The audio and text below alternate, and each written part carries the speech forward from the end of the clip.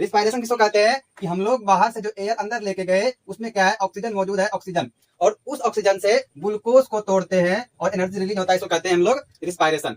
Actual respiration यही है। तो प्लांट भी उसी तरह से क्या करता है कि ऑक्सीजन लेता है और कार्बन डाइऑक्साइड रिलीज करता है। तो ये है प्लांट का है कि ह्यूमन बींग के तरह प्लांट भी सांस लेता है, प्लांट भी रिस्पायरेशन करता है। तो प्लांट जो रिस्पायरेशन करता है वो किस प्रोसेस से करेगा, सबसे पहले जान लेते हैं रिस्पायरेशन होता क्या है। हम लोग पहले भी पढ़ चुके हैं कि रिस्पायरेशन उसको कहते हैं कि हम लोग ऑक्सीजन क्या किए, इनटेक किए, और वो इनटेक क्या हुआ, ऑक्सीजन क्या हुआ, अब हमारे बॉडी में गया और बॉडी में जाके ग्लूकोज को तोड़ने का काम करता है, जिसको हम लोग रिस्पायरेशन कहते हैं। एक वर्ड आया था और ब्रीथिंग, कि हम लोग सांस को लेते हैं छोड़ते हैं, लेते हैं छोड़, दिस इज कॉल्ड ब्रीथिंग। तो प्लांट में जो रिस्पायरेशन होता है वो ये तो लीव्स के थ्रू हो सकता है, मतलब पत्ते के थ्रू, दूसरा स्टेम के थ्रू, तीसरा क्या, रूट के थ्रू। जैसे कि स्टेम के थ्रू जो रिस्पायरेशन होता है तो लीव्स के पास क्या ऐसा है, लीव्स के पास ऐसा क्या है जो कि रिस्पायरेशन में मदद कर रहा है, स्टेम के पास ऐसा क्या है जो वो रिस्पायरेशन कर पा रहा है, रूट्स के पास ऐसा क्या है जो रिस्पायरेशन कर पा रहा है। तो आइए हम इन तीनों का हम लोग जवाब देखते हैं। हम लोग सीखेंगे कि किस प्रोसेस से सबसे ज्यादा इफेक्टिव रहता है और किस प्रोसेस से प्लांट रिस्पायरेशन करता है। जिस तरह से हम लोग क्या करते हैं, ऑक्सीजन सांस लेते हैं, हम लोग क्या करते हैं, ऑक्सीजन ही लेते हैं ना सांस में, उसी तरह पेड़ पौधा भी ऑक्सीजन ही सांस में लेता है, लेकिन जब फोटोसिंथेसिस कर रहा होता है उस टाइम पे क्या करता है प्लांट कि CO2 इनहेल करता है और वह छोड़ के आ रहा है, O2 छोड़ रहा है। तो आइए सबसे पहले हम लोग देख लेते हैं क्या कहता है थ्योरी रिस्पायरेशन इन प्लांट, की प्लांट में रिस्पायरेशन।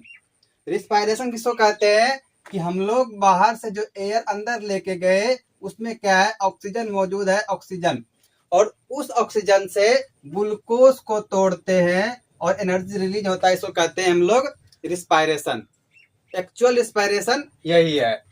तो प्लांट भी उसी तरह से क्या करता है कि ऑक्सीजन लेता है और कार्बन डाइऑक्साइड रिलीज करता है। तो ये है प्लांट का रिस्पायरेशन। लेकिन प्लांट जो रिस्पायरेशन करेगा वो किसके थ्रू करता है, लीव्स के थ्रू, स्टेम के थ्रू, रूट्स के थ्रू। ये तीनों इंडिविजुअली काम करता है, ऐसा नहीं तीनों मिलकर काम करेगा। जैसे कि लीव्स है, स्टेम है और रूट है। लीव्स अपने हिसाब से रिस्पायरेशन करता है, स्टेम अपने हिसाब से रिस्पायरेशन करता है और रूट अपने हिसाब से। तीनों का प्रोसेस जो है एकदम अलग अलग है, तीनों का प्रोसेस क्या है, डिफरेंट है। सबसे पहले अगर हम लोग ये जो रिस्पायरेशन होगा तो इसमें एक वर्ड आता है कि गैस का एक्सचेंज, डिफ्यूजन।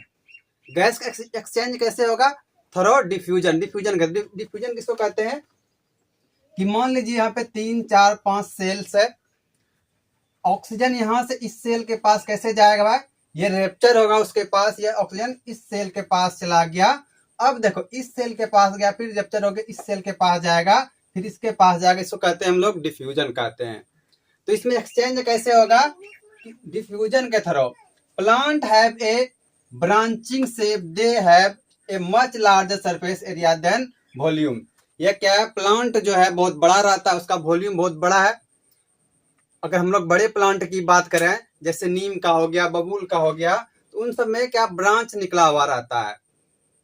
तो ब्रांच जब निकला हुआ रहेगा तो मान लीजिए कि स्टेम के थ्रू उन्होंने क्या किया, ऑक्सीजन को लिया, स्टेम के थ्रू क्या किया, ऑक्सीजन को लिया। तो जैसे कि मान ली बाहरी सेल के पास आया ऑक्सीजन, तो अब यह कैसे, जो उसके अंदर है बहुत मोटा है, तो उसके पास कैसे जाएगा, वही डिफ्यूजन के थ्रू ऑक्सीजन पूरे बॉडी में जाते रहता है। तो आप लोग समझ गए डिफ्यूजन किसको कहते हैं। तो प्लांट में जो ऑब्टेन करता है ऑक्सीजन को किस प्रोसेस से, डिफ्यूजन के थ्रू। चलिए अब मेन मुद्दे पे आते हैं, रिस्पायरेशन इन रूट्स। रूट्स के थ्रू रिस्पायरेशन हम लोग भी पढ़े ना कि रिस्पायरेशन कितना तरीके से, लीव्स के थ्रू, स्टेम के थ्रू, रूट के थ्रू। तो सबसे पहले हम लोग देख लेते हैं रूट्स के थ्रू कि रूट के थ्रू कैसे ये रिस्पायरेशन करेगा। थोड़ा सा आप सोचिए कि रूट से प्लांट कैसे रिस्पायरेशन कर लेगा, जबकि रूट रहता कहाँ है, जमीन के अंदर रहता है, सॉइल के अंदर रहता है। तो जब सॉइल के अंदर रूट रहता है उसमें बहुत हेयर लाइक निकला हुआ रहता है, और रूट्स का भी रूट्स निकला हुआ रहता है हेयर लाइक, जो कि मिट्टी में पॉकेट बना होता है, मतलब छोटा छोटा छिद्र होता है, उस छिद्र में ऑक्सीजन भरा होता है। जब वो ऑक्सीजन भरा होता है तो उसी से क्या करता है, वो ऑक्सीजन को एब्जॉर्ब करता है और एब्जॉर्ब करके अपने बॉडी पार्ट्स को भेजता है। Roots of plant absorb air present in the soil by diffusion, कि रूट्स जो है वह कैसे एब्जॉर्ब कर रहा है ऑक्सीजन को, थ्रो डिफ्यूजन के थ्रो। मान लीजिए क्या है, रूट है, इधर ऊपर हमारा प्लांट है, ये रूट्स का भी रूट्स निकला हुआ है। और हम लोग जानते हैं कि जो जमीन के अंदर कोई भी चाहे प्लांट हो या एनिमल हो, वो जमीन के अंदर सांस कैसे लेगा, उसके जमीन के पास छोटा छोटा छिद्र होता है और उस छिद्र में ऑक्सीजन रहता है, और ऑक्सीजन के थ्रो वो डिफ्यूजन के थ्रो ऑक्सीजन को अपना एब्जॉर्ब कर रहा है। जैसे कि हम लोग कोई मान लीजिए कोई कीड़ा मकोड़ा है जो जमीन के अंदर रहता है, तो जमीन के अंदर जब वो है तो उसको सांस कैसे मिल रहा है, सांस उस जैसे अर्थवर्म है तो अर्थवर्म को सांस कैसे मिल गया, क्योंकि वो स्किन के थ्रू वो एब्जॉर्ब कर पा रहा है ऑक्सीजन को, जो मिट्टी में मिला हुआ है उस छिद्र में छिपा हुआ है।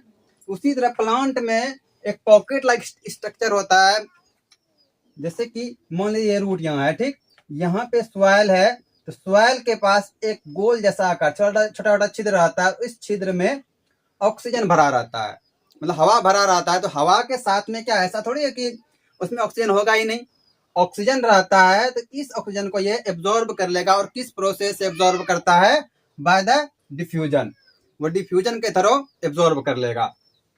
The roots have small roots, अभी बताए कि रूट्स का भी स्मॉल रूट होता है जिसको हम लोग क्या हेयर कहते हैं, that are in contact with the air pocket in the soil. इस सॉइल में जो वो पॉकेट बना हुआ है एयर का, कहीं कहीं क्या रहता है, छेद रहता है, मिट्टी में पूरा प्लेन नहीं रहता, कभी भी मिट्टी में हल्का हल्का हल्का का पूरा पूरा छिद्र रहता है। उस छिद्र में ये जो स्मॉल रूट है वहां तक जाता है और उसको एब्जॉर्ब करता है बाय द डिफ्यूजन।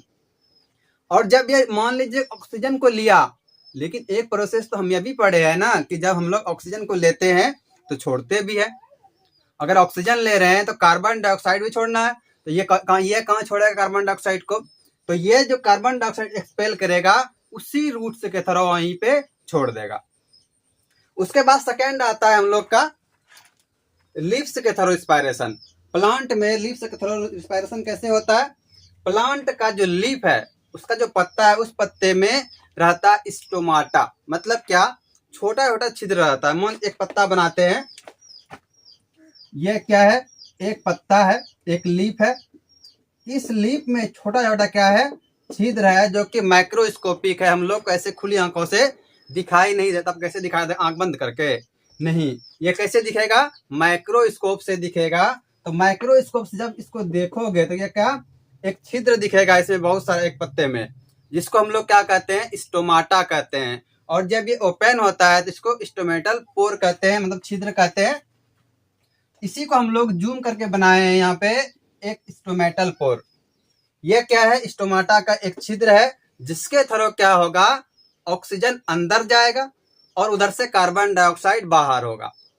यह तो प्रोसेस हो रहा है, लेकिन जब फोटोसिंथेसिस करता है प्लांट तो उस टाइम पे क्या होता है कि कार्बन डाइऑक्साइड अंदर जा रहा है और बाहर कौन आ रहा है, ऑक्सीजन आ रहा है।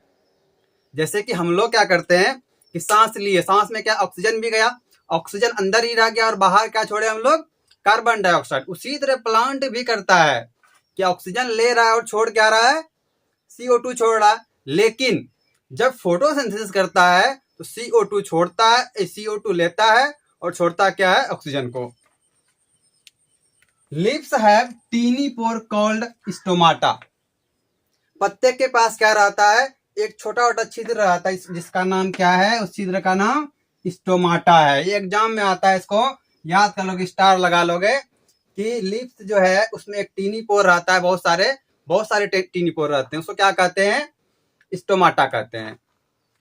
Oxygen from air diffuses into stomata, जो बाहर में इन्वायरमेंट में ऑक्सीजन है वो क्या कहाँ चला जाएगा, उस स्टोमाटा के थ्रू उसके बॉडी में जाता है और वहीं से क्या होता है, पूरे प्लांट में पहुंचेगा।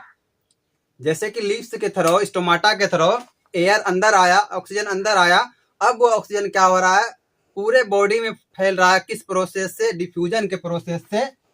तो जब हम बोले ऑक्सीजन लिया तो क्या एक्सपेल कुछ भी करेगा? वो कुछ तो एक्सपेल करेगा ना। वो क्या एक्सपेल कर रहा है? CO2। मतलब CO2 वो छोड़ रहा है। ऑक्सीजन ले रहा है और CO2 छोड़ रहा है। कहां से छोड़ेगा? उसी स्टोमाटा से। जिस स्टोमाटा से उन्होंने ऑक्सीजन लिया था, उसी स्टोमाटा से वो CO2 भी छोड़ रहा है। Respiration occur in leaves during photosynthesis. Leaves में रिस्पायरेशन कब होता है? जब फोटोसिंथेसिस हो रहा हो। तो फोटोसिंथेसिस का दिन में होता है, रात में नहीं। क्यों? क्योंकि हम लोग जानते हैं कि फोटोसिंथेसिस के लिए क्या जरूरी है? सनलाइट। और रात में सनलाइट मिलेगा आपको? नहीं मिलेगा। इसीलिए क्या इस लीव्स में रात में ऑक्सीजन नहीं बनेगा, सिर्फ क्या दिन में ये रिस्पायरेशन करेगा। बाकी टाइम स्टेम से, रूट से। अब आता है एक लास्ट पोर्शन प्लांट का, जिसका नाम क्या है? स्टेम। ये स्टेम के थ्रू रिस्पायरेशन कैसे करेगा? मतलब कोई मोटा सा प्लांट है, वो अपने स्टेम से रिस्पायरेशन कर रहा है। ये सोचने वाली बात है। कैसे करता है? उस स्टेम के पास एक सेल है जिसका नाम क्या है? Lenticel cell, lentils cell. ये लेंटिस सेल क्या करता है? ये ऑक्सीजन को कैप्चर करेगा, मतलब एब्जॉर्ब करेगा, और वहीं से भी छोड़ता भी है क्या? CO2 को छोड़ देता है। तो इतना क्लियर हुआ।